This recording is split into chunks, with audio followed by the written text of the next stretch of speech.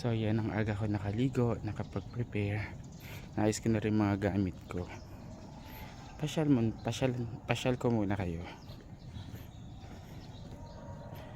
Yan.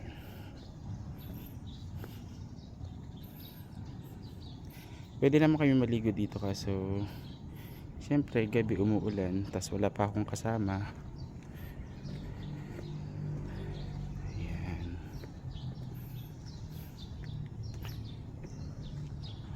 Dito ang daming dates ano, farm yun, ayun o, yun puro dates yun. Yan.